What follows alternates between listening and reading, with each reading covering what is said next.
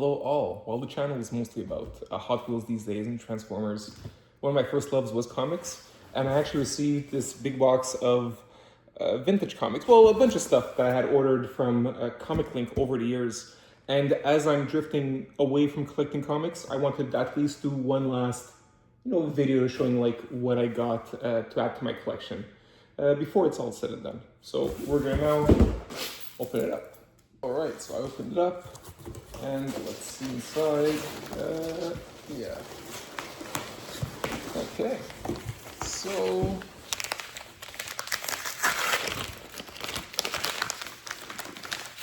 most of these are CGC. Oh, well, there you go. There you go. That's a good one. So it won't get better than this.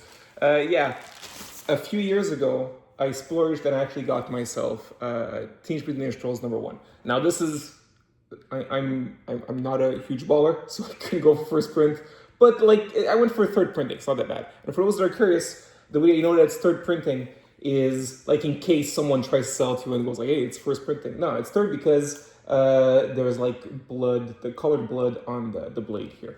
So yeah, first print Ninja Turtles, and I tend to say it's like the fourth printing has the first like real cover appearance of Shredder, but technically he's there. In shadow. So technically it's first cover appearance here too. But there's a fun part about having the fourth printing, which I have as well. It's affordable. It's still technically an original first, and it's the first cover appearance of Shredder. But yeah, there you go. So that's that. Good. Now.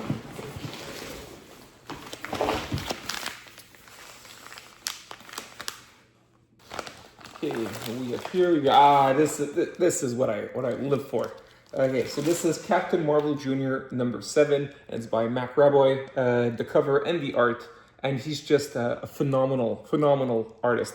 So like obviously these days, if you want to be a comic artist, you can go to a bunch of different classes and schools, like the Joel Kuber School. But back in the day, comics were technically a newer medium, and so people that went into comics had traditional draftsman schooling. So like if you look at this, like the proportions are all like perfect. This is like someone drew, like it's a true illustration. It's not stylized or anything, and it's very lifelike. So that's so he was a classically trained artist, as most of them were back then, like Joe Kubert and the rest. So yeah, Captain Marvel Jr. #7, and while it's a 3.0, honestly, it looks like fine to me. It's because of, if you're wondering, it's because of the sides here. I don't know if you could see it. It's like really, it's not well done, but what's fun for me is that I get to have a comic that's much more affordable, and because it's in a CG, and that's the perfect reason why they usually get CGC stuff, like to get something that, how can I say this?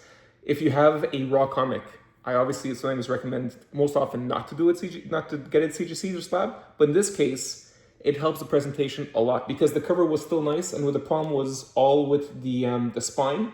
So by having it like this, you have it's a much nicer, nicely presented collectible. So in this case, and it's also much easier to resell after because those blemishes kind of melt away in the beauty that is this comic. All right, so that's Captain Marvel Jr. So yeah, it looks, for a 3.0, I'm not gonna, it looks great. I'm happy with that. Okay, this is when I was getting just all like first appearances of Valiant comics. So this is the first appearance of Bloodshot in Eternal Warrior. Decent comic. So yeah, there you go. It's got a kick-ass Dennis Cowan cover.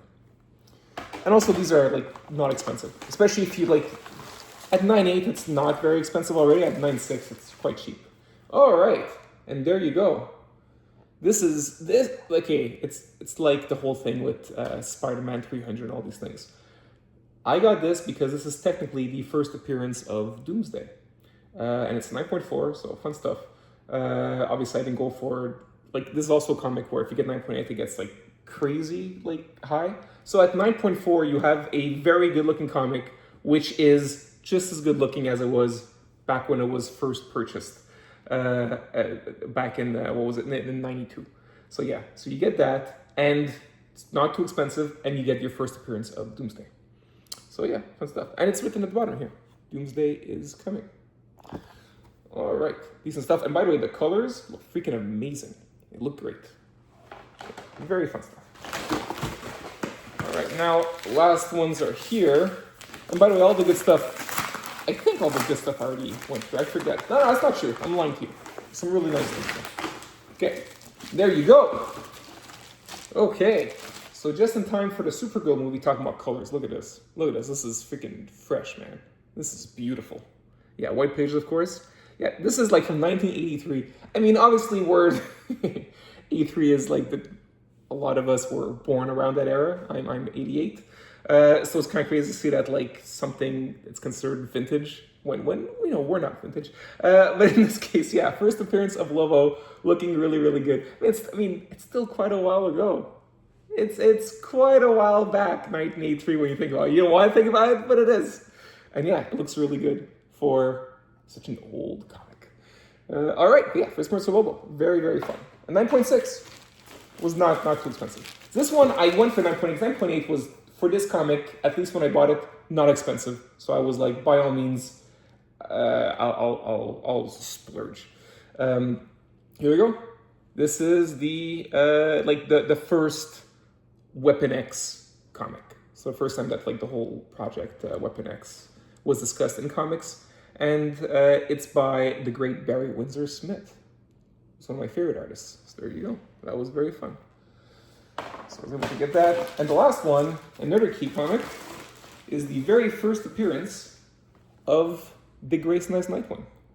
There you go. In 9.6. So that too, like the price at that point, I wasn't go too crazy for a 9.8. Like with the Weapon X, I felt that the difference wasn't that big. Like how I said, it wasn't too expensive at 9.8. But in this one, for how much I was spending at 9.6, I was fine with it. There you go. That's that. All right. Well, right. Of course, the highlights are hard to argue. Well, it's this, right? Okay, good. I'm not gonna take much more of your time. I wish you all a beautiful day, guys. All right. Take care. Bye.